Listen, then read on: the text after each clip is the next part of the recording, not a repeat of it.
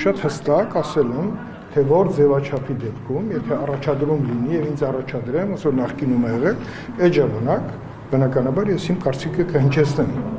Բայց քանի որ կուսակցությունը պետք է որոշեր եւ առաջադրման խնդիրը մի քիչ այդ ձևաչափով էր, ես որոշում կայացրեցի եւ իրացրեցի այդ որոշումը, չառաջադրվել։ Եվ դա շատ նորմալ էր։ Եվ վերջին աշխով 8 տարի ես եկել եմ այս հանրաժողովը։ Եվ հանրաժողովը 8 տարվա ընթացքում բավականին մեծ արդյունք է ցույց տվել, բավական քառօրյա պատերազմի քննիչ հանձնաժողովի զեկույցը եւ 44 օրյա պատերազմի քննիչ հանձնաժողովի զեկույցը։ Կարծում եմ, որ հանձնաժողովը այդ առումով շատ հաջողել է եւ հուսով եմ, որ նոր հանձնաժողովի նախագահ, հանձնաժողովի նոր կազմով իր առջև դրված օրենսդրական խնդիրները նաեւ ոչ Ես արդեն առաջադրվել եմ պետաիրավական հանձնաժողովի որպես ոլորտում կներեք էլի, դուք այդ ոլորտում ավելի այսպես Չէ, ես այն ոլորտում էլ ված չեմ, որովհետև մի մոռացեք, որ պետաիրավական հանձնաժողովի տիրույթում է գտնվում քննչական մարմինները, զեկույցները, գլխավոր դատախազի համապատասխան մարմինների զեկույցները եւ նաեւ նրանք ըստ էության առնչվում են նաեւ անվտանգային խնդիրներին, որտեղ իմ փորձառությունը շատ օգտակար կլինի, երջանի մի երկ ուներ։ Ես փոխում եմ սլաքները։ Հիմա նոր իրողություն է, նոր դիրքում կարծում եմ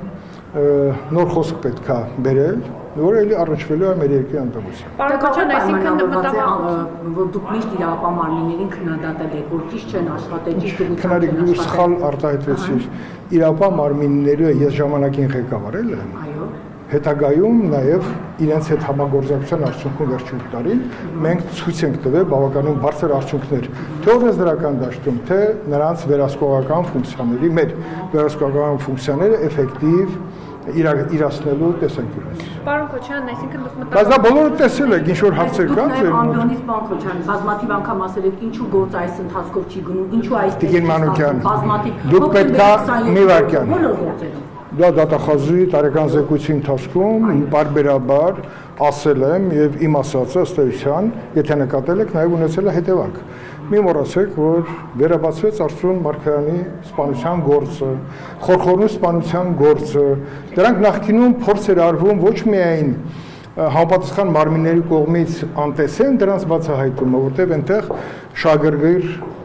մարդիկ կային, որոնց ձեռ չէր տալի այդ բացահայտումները եւ նրանք նաեւ գլխավոր դատախազության աջակցությամբ այն ժամանակ աղվան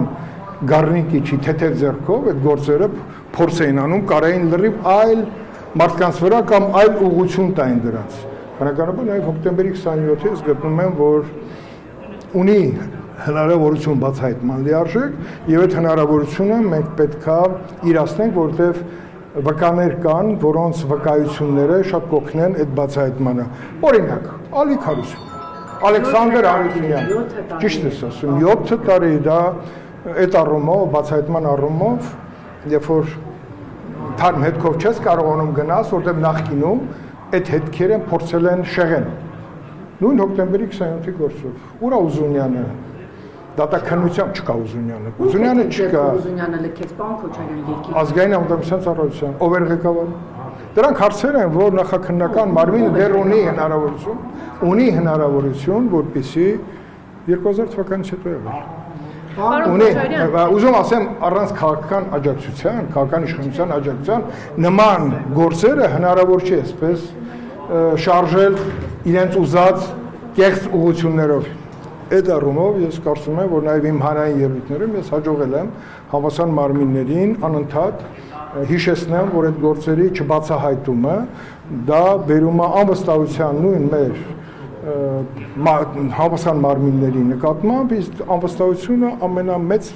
վնասն է, որ կարող հասցնի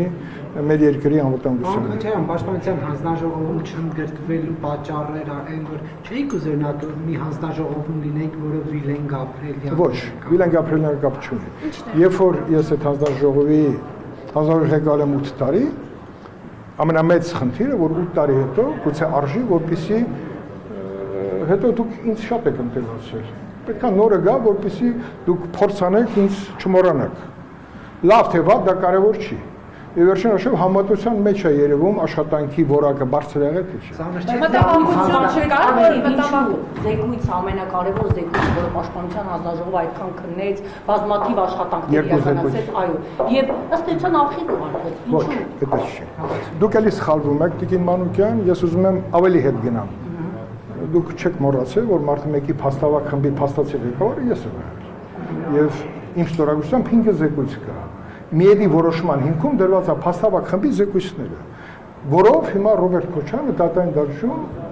ըստ էության, որ ասում են մարտի 1-ի գործը բացահայտված է, դա նաև մեր զեկույցների շնորհիվ է, որ այդ գործը բացահայտված է, որտեղ Միեդը ընդունեց, որ քաղաքական իշխանության որոշումներն է պատճառը, որ մարդիկ գնդակարվել են իմացել։ Դուք ասում եք տարիներ հետո զեկույցը արխիվ չի ուղարկվել։ Ես կարծում եմ, որ այո, որևէ զեկույց անհետ չի կորում։ Զեկույցը կարող է քնի, ոնց որ հաշվիչ տեխնիկան կարող է քնի, ռեժիմ դնես, բայց ինքը քանի որ ավարտուն վիճակում է, ինքը կիջնի ներքև, եթե պետք է իջնի, ելի կբարձրանա վերև, բայց այդ զեկույցում այնպիսի եզրահանգումներ կան, որը խիստ անհրաժեշտ է, որպեսզի մեր համապատասխան կառույցները, հատկապես պաշտպանական գերատեսչությունը կարդա, որտեղ մենք նաև օգտվել ենք զեկույց կազմելուց պաշտպանության նախարարության վերլուծություններից, բայց դրա մեջ ավելի շատ տեղեկատվություն ենք մեզ հաջողվել է հավաքել, որտեղ մենք կարողացել ենք նաև մարդկանց կանչել, լսել, տեսագրություններ անել, միջով վարչապետ։ Պարոն Քոչարյան, տեսեք, շնորհակալ։ Չէ, բայց ոնց որ այստեղ մի հատ էլ բան կար, որ ես ուզում եմ ասեմ զեկույցի հետ կապված։ Չկասկածեք, որ այդ զեկույցի կարևորությունը կարող է մի վայրկյան պակասի։ Ես մի քանի օր առաջ հետքի գլխավոր խմբագրի հարցազրույցն էի լսում, որտեղ խոսվում էր, թե մենք ինչու պարտվեցինք։ Այդ ինչուի պատասխանը այնտեղ կա։ Հիշում եք, մի հատ բան կար, մի հատ հայտնի ֆիլմ կար, ինչու են բաները Մարտյանեգի գնայ հայրեն ոնց է, գառնուկները ինչպես են, գառների լռությունը։ Այնտեղ հոկեբանի, որ մոտենում է FSB-ի սպան, ասում է, ասա ով է, ասում է, ասելու բան չկա, ուշադիր կարդա զեկույցը։ Ձեր գրած ուշադիր կարդացեք, այնտեղ ամեն ինչ գրված է։ Հիմա զեկույցում է լիքը բան կա, որը իհարկե լավ կլիներ, որ հիմա ինքը գարիագուման իսկայդալիչ, բայց դա էլ որևէ իրենից բարդություն չի ներկայացնում։ Ինքը որ պահին անհրաժեշտ լինի, ինքը դեր ասած արխիվ չի, առաջի բաժինից, գաղտնի բաժինից կբարձրանա եւ ըստ էության զեկույցը կշարժվի իրեն նախատեսված ճանապարհով։ Բայց նաեւ մի բան ասեմ, որ այդ զեկույցին այսօր արդեն հասանելի է բոլոր այն կառույցներին, որոնք կարող են այդ զեկույցը վերցնել, կարդալ եւ ունենալ որոշակի եզրահանգում, սկսած գլխավոր դատախազությունից, պաշտպանության նախարարությունից, քննչական մարմիններից, բոլորը կարող են այսօր այստեղից վերցնել, ծանոթ։ Եվ նույնիսկ ասեմ падգամները, որոնք թույլտվություն ունեն, բայց ինձ զարմացնում է, որ մեր падգամները ալարում են գնան, գուցե եթե կարդալ չեն սիրում, գուցե տեսագրությունները նայեն, այնտեղ էլ հսկայական ծավալի տեղեկատվություն կա, որը նաև իրենց հետաքրող հարցերի պատասխանը կստանան։ Ասեմ, որ падգամները շատ քչեն են կարծացել, հիմա շատ նոր падգամներ ունենք։ Ես չգիտեմ ինչքանով է իրենց 44-օրյա պատերազմի հանգամանքների դրվագները այդքան խորությամբ հետաքրում, բայց ես շատ կուզեի, որպեսզի նաև ծանոթանան մեր հասարակության բոլոր այն շերտերը, որոնք ունեցել են ընտանիքում կորուստներ, զավակներ եւ այլն։ Բայց դա արդեն ապագայի խնդիր է, որտեղ ամենակարևոր բանը Պաշտպանության հանձնաժողովը կարողացավ պատրաստի զեկույց, իսկ կանոնակարգ օրենքի հիմնական պահանջը 26-րդ դրված ասում է աշխատանքները ավարտվում են, երբ որ զեկույցը ներկայացվում է ազգային ժողովի նիստերի դահլիճում։ Պարոն Քոչարյան, չնայած որ փորձում եք հումորով շրջանցել այդ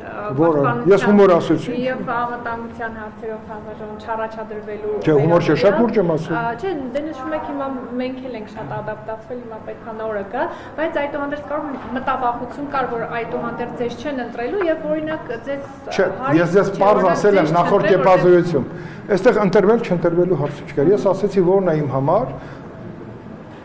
ընտրվելու առաջին քայլը, նախ առաջադրվել։ Ես ինքն առաջադրվել, երբեք չեմ ինքն առաջադրվել 90-ականներում, երբ որ Ղարաբաղ կոմիտեն ինձ առաջարկեց գնամ ներքին գործերի փոխնախարարի պաշտոնը, ինքը առաջարկեց։ Եվ այդպես առաջարկվել է միշտ պաշտպանության նախարարություն, չգիտեմ, ազգային ժողով։ Ինչու ձեզ որևէ մեկը չառաջադրել։ Որպես մեխանիզմ այդպեսին դրված չէ, մեխանիզմը դրված էր, ով ցանկանում է թող ինքն առաջադրվի։ Հիմա ես չեմ ցանկացել։ Շատ լավ։ Պարոն Քոչյան, վերջին Բայց ինչ կա դեղ անհասկանալի, շատ པարզ է։ Հա, անցնում եմ այլ հարցի։ Վերջին 3 շաբաթների ընթացքում մասնավորապես շաբաթ չի եղել, որ կրակոցներ չհնչեն քաղաքացիական։ Տեսել եք, այսօր էլ տեսանյութ հրապարակվեց։ Այսօր չեմ տեսել։ Հունիսի 20-ի դրվագներով կիլիկերով։ Արի, ես կողքից լավ տեսնեմ, դու մի քիչ արի ես կողմ։ Կրակում էին միմյանց վրա։ Դες, ուրա։ Հա։ Կենցաղային Արի, այստեղ հետաքի բացատրություն դիտան, որը չեք կարծացել։ Կենցաղային հարցերի վերաբերյալ էր այդ վիճաբանությունը եղել, որտեղ կրակոցներ էին հնչել, դրան նախորդել էր նաև Մուրացան փողոցում 30 անգամ Բաքում Դրանից ավելի առաջ տեղի ունեցել Արաբկիրը ամենածավալումն է, գիտեք որ առումով, որ մեկ էլ պարզվեց, որ թաքցրած զենքերով լիքը մարդ կա, 40 հոգի զենքերը անել են եւ անիմաստ իմ սիրած բառով ախմախ ինչ որ պատմության մեջ սկսեցին իրար գնդակարել, կրակել։ Դրանից առաջ խարակարներ, բայց դրանից հետո արաբկիրից հետո, եթե ուշադիր լինեիք, Պաշտպանության անվտանգության Facebook-յան էջում ես իմ մտահոգությունների մասին գրավոր մի հատ լավ բացատրություն եմ տվել, թե ինչի վրա պետք է գլխավոր դատախազությունը ներքին գործեր, ազգային անվտանգություն ուշադրություն դարձնեն եւ հատկապես գլխավոր դատախազությունը ոնց պետք է այդ ամբողջի նկատմամբ իրականացնի դատախազական վերահսկողություն ուժային կառույցների։ Այնպես չի որ դատախազությունը միայն քրեական գործերը հարուցում, ոչ, ինքը պետք է նաև նայի ուժային կառույցները այս վերլուծությունների հիման վրա ինչ հարցերի շուրջ ինչ ծրագիր են իրականացնում։ Եվ հիմա տեսեք, նորից նույն խնդիրն է։ Ներքին գործերի նախարարությունը մենք հսկայական բարեփոխումներ ենք արել։ Քրեական ոստիկանություն, համայնքային ոստիկանություն եւ այդպես շարունակ մյուս կառույցները, քննչական մարմինները հիմա այս ամբողջի մեջ շատ կարեւոր է թե իրենք այդ բարեփոխումների արդյունքում ոնց են կառավարում այդ ինստիտուտները, որպեսզի սկսած թաղային, հա, թաղերի դյուրոք մտնոլորտից մինչև ընտանիք, տեսեք, ընտանեկան բռնությունների մասին ենք խոսում, հոգեբանության մասին ենք խոսում, ամեն ինչի մեջ կա հոգեբանություն։ Ցանկացած հանցագործություն առանց հոգեբանական խճանկարի ինքը հանցագործություն չի դառնում, որտեղ այդ մարդու մեջ չգիտես այդ պահին որն է գերիշխում, բայց հիմա զենքի արկայությունը։ Մեռանք ասելով, այդ զենքը չի կարա անընդհատ մնա ինչ որ մարդկանց տանը ապօրինի ձևով։ Պետք է մեր անվտանգության մարմինները զենքի խնդիրը լուծեն։ Տեսեք, զենքի մասին օրենք ընդունեցինք, մտածում ենք, որ այդ օրենքով ով որ օրինական իրավունք ունենա զանը զենք պահելու, նա այդ զենքը երբեք չի կարող։ Այո, օրինական զենքը չի կրակում։ Բայց անօրինական զենքերի հսկայական ցավալքը, որտեղ 44 օրյա պատերազմը այդքան վաղ ժամանակում չի որ ավարտվել, այդ զենքերի հսկայական կորուստ ունենք։ Բայց դա ամենօրյա մեր նպատակների մեջ պետք է ներառվի, ապօրինի զենք պարզապես պետք է չլինի։ Մի այսպիսի փորձել ասեմ, կարող ասա շատ օգտակար է 90-ականներից հետո պատերազմի երբ որ զենքեր էին կորում, քաղաքական իշխանությունը այն ժամանակ որոշեց ապօրինի զենքը զենք ունեցողից առնի։ Փով առնեն, որ մարդիկ բերեն զենքը գոնե հանցագործություն միջև դառնալը առանց քրեական գործի պետությունը ինքը առնում էր եւ գնում էր զինված ուժեր, որը էլի շատ լավ է։ Ուզում եմ ասեմ, որ այո, մտահոգիչ իրավիճակ է, որովհետեւ երբ որ մի քանի օր իրար հետևից կարող չի դանակահարումը թե կրակոցը, կրակոցը ավելի վատ, հասարակության մեջ անվստահության այսպես էլեմենտ առաջանում երկրում անվտանգ ապրելու, որովհետև այսօր մեր երկրի գրավչությունը նաև կախված է նրա հետ, որ մեր երկիրը համարվում է անվտանգ երկրներից մեկը։ Դրա համար туриզմը զարգանում է, փողոցում անվտանգ քայլում են, աղջիկ ունեցողները շատ չեն մտահոգվում։ Բայց մարդը, եթե կրակեց, կարող է այդ գնդակը կողքինին ոչ միայն վնասի, այլ կյանք խլի։ Հիմա բացի դատախազությունից, պարոն Քոչարյան, այլ մարմիններում պաշտոնանկություններ չպիտի լինեն։ Պաշտոնանկություն, նայեք, պաշտոնանկությունը որպես վերջնարդյունք Եթե տեսնում են, որ լուծումները չի տրվում եւ համապատասխան ղեկավարը չի կարողանում իրավիճակի թելադրանքից ելնելով համապատասխան կառույցը այնպեսի վիճակի բերի, որպեսզի էֆեկտիվ լինի իրենց արժեվ դրված քաղաքական խնդիրը, լուծեն քաղաքական խնդիրը պայքար անօրինականության եւ հանցավորության դեմ։ Պետք է ուրեմն Եվ ինչ եմ ասում, դատախազական վերահսկողությունը շատ կարևոր է, որովհետև հիմնական վերլուծությունները այսպես թե այնպես հավաքվում են դատախազության կառույցում։ Պարոն Քոչարյան, դուք իրավապահ մարմիններից ուղղությունը տանում եք դատախազության։ Չէ, չեմ տանում։ Ես դատախազության մասին ես չեմ խոսի, որ կոմոդ արջել։ Չէ, ուղղակի գիտեք ինչն է։ Ես ասում եմ մարմինները մեկը մյուսի վրա է գցում, Չէ, չէ, չէ։ Բա դրա համար Քոչականը լավ չի աշխատել մեղադրանք։ Դու էլի խառնեցիր։ Դատախազություն, որ ասում եմ, պատական չեմ ասում, որովհետև դա այն կառույցն է, որը իրավասու է այդ վերահսկողությունը իրականացնել։ Նայեք, մենք խորհրդանական վերահսկողությունն ենք։ Դա էլ պետք է անընդհատ օգտագործես, բայց բուրգի վերևում, երբ որ մենք ընտրել ենք այդ մարմնի ղեկավարին, այդ մարմնի արժեք դրված խնդիրի, դա է։ Ընդ որում նախկինում դատախազությունը մեծ լիազորություններ ուներ, քննչական մարմին ուներ ձեռքի տակ։ Հիմա դա չկա, բայց դրանով իր ֆունկցիոնալ խնդիրների ծավալը չի պակասում։ Ես նորից եմ ասում, որ բոլոր մարմինները պետքա սկոպիտ ասած հավեսով աշխատեն, որովհետև անվտանգությունը բոլորիս վերաբերվում է, սկսած տրանսպորտի հետ կապված խնդիրներից, նաև պատահարներից, որովհետև դու չգիտես վաղ այդ տրանսպորտի մեջ ես լինելու, թե փողոցում ես լինելու, եւ քո վրայով ինչ-որ մեկ անցնելու է։ Դուք նշեցիք ներողություն եմ խնդրում, որ իրավապահ մարմինները պետք է լավ աշխատեն, բայց նույն կերպ հարց է առաջացնում հանրության մոտ։ Նույն իրավապահ մարմնի ներկայությամբ պաշտոնատար անձի եղբայրը, Կոնջորյանի եղբայրը, հայոյում է պարոն Քոչարյան եւ բարեկային ծառայողը որևէ քայլ չի անում։ Հայոյանքը հնչում է, բարեկային ծառայողը ուղեկցում է։ Հիմա ներքին գործերի նախարարություն կա ծառայական հանրության մոտ հարց է առաջանում։ Այստեղ ես կարամ ասեմ, որ պարլամենտն էլ հսկայական անելիք։ Սկսած հարց ու պատասխանների ռեժիմ։ Ով է խանգարում, որ այդ հարցադրումները դուք որպես լրագրող ինձանից հիմա որպես պատգամավոր ուզում եք լսեք, հիմա դուք կտեսնեք նաև իմ որպես պատգամավոր, ինչպեսի ես ինձ պահվածք ունենամ նաև այս հարցերի շուրջ ավելի հանրային խոսույթս ավելացնելու, որտեղ հանձնաժողովի նախագահի ֆունկցիաները բավականին մեծ է, բայց եթե էֆեկտիվ աշխատում է, շատ ծանր է։ Մեր հանձնաժողովը այս տարիներին շատ էֆեկտիվ աշխատել է, որտեղ երկու ճակատով աշխատում։ Քարորիա պատերազմի քննիչ հանձնաժողովը, որը տևել է տարիներ, եւ 44-ը, որ տևել է 3 տարուց։ Այսինքն աշխատանքի մեջ երկակի ուղղություններով ինքը ոչ միայն օրենսդրական, իր ծավալի մեջ է շատ մեծ ծավալ ունեցել, ունենալու սահմանափակ ռեսուրս։ Մեր փորձագետների քանակը 5-ն են, բայց Պաշտպանության հանձնաժողովը ունի շատ լավ փորձագետներ, ընդ որում եւ բանակի հետ կապված եւ ներքին գործերի մենք փորձագետ ունենք, որի իրավական գիտելիքները ոչ միայն օգտակար են եղել, այլ նաեւ ֆունդամենտալ են եղել ուղղությունները եւ կառույցներին ճիշտ ուղղորդելու եւ քիրախային իրենց առաջադրանք իջեցնելու համար։ Հիմա դուք որպես պատգամավոր օրինակ ներքին գործերի նախարարից պատասխան ակնկալում եք կամ դիմել եք, որ առանց նույնիսկ որպես նախ մեր այս տարիների հարաբերությունները համագործակցության կառույցների ղեկավար կազմի հետ միշտ եղել են շատ ընկերականից բացի շատ գործնական։ Այսինքն մենք ըստ էության լինելով քաղաքական իշխանության մեր բանն կառույցը նաև ոչ թե գնացել է հարցերի սրմանը, այլ հարցերի լուծմանը։ Եվ ներքին գործերի նախարարությունը, եւ ազգային անվտանգությունը, եւ արտաքին բոլոր կառույցները, եւ արտաքին գործերը, եւ ռազմաարդյունաբերությունը, եւ դրա համար այլ որևէ այնց լարվածություն չկա, եւ ընդդիմությունը, այսօր Գեղամանուկյանը ասեց հարցերը ես լավ եմ աշխատել, թե չէ։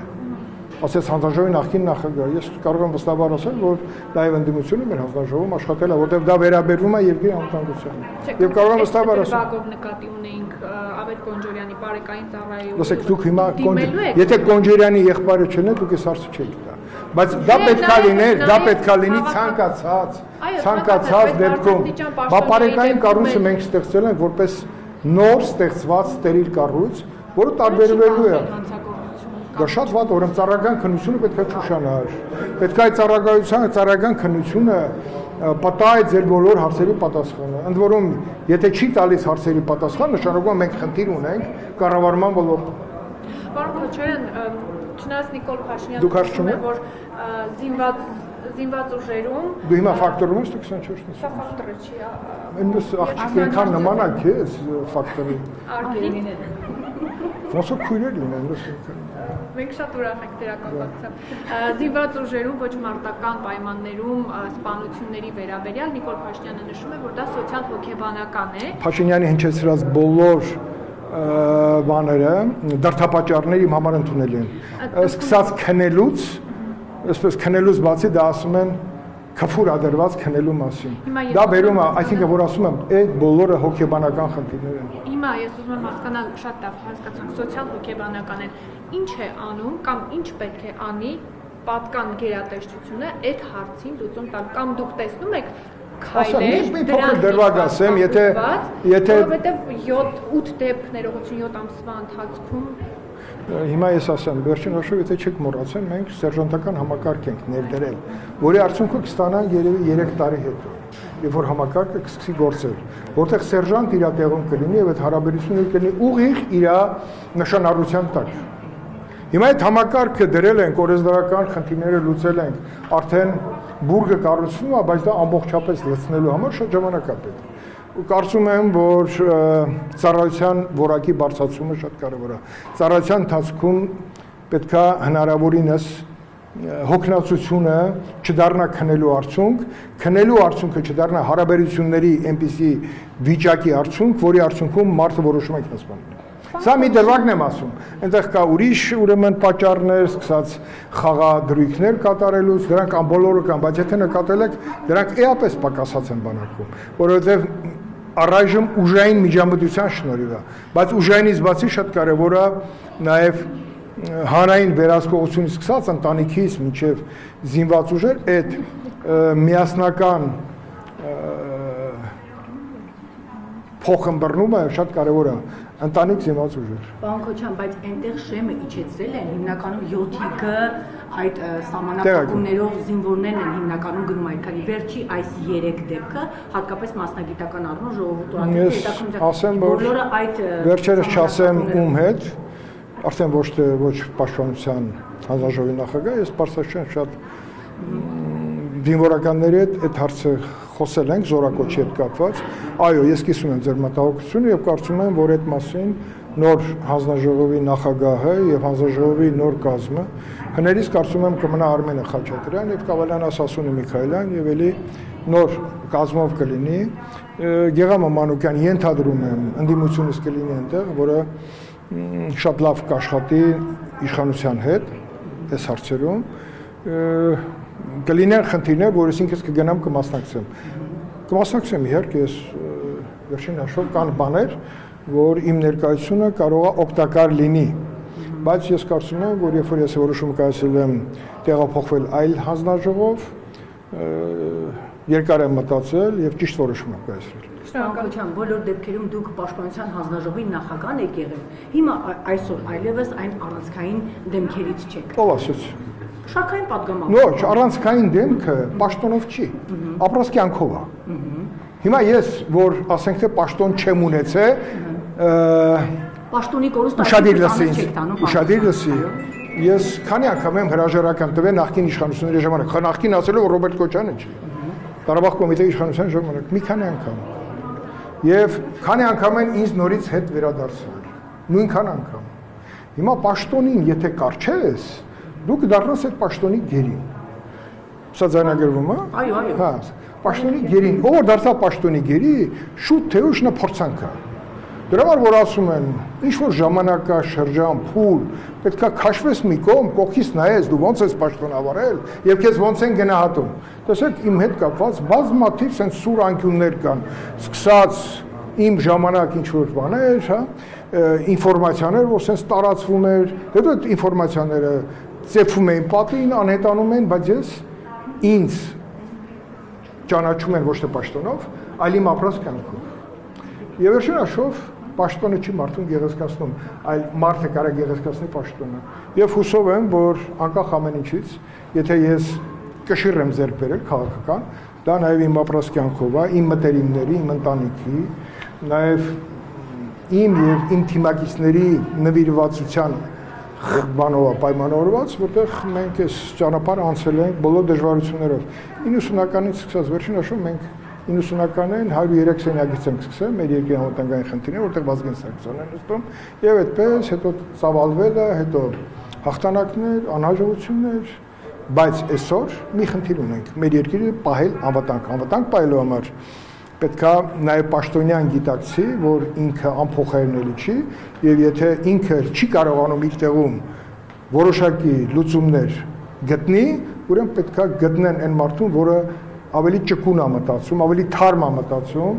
եւ ես վստահ եմ, որ մեր երկրում կադրային սով երբեք չի կարա լինի, եթե փնտրում ես համապատասխան մարդկանց։ Ես զբաղվել եմ ուժային կառույցների կադրային քաղաքականությամբ, իմ հիմնական բանը եղել է դա, եւ ես միշտ հպարտանում եմ, որ կադրային քաղաքականության մեջ իմ առաջինը ներքին գործերի նախարարությունում ես կատարել եմ 2700 կադրային փոփոխություն հորիզոնական եւ ուղղայաց,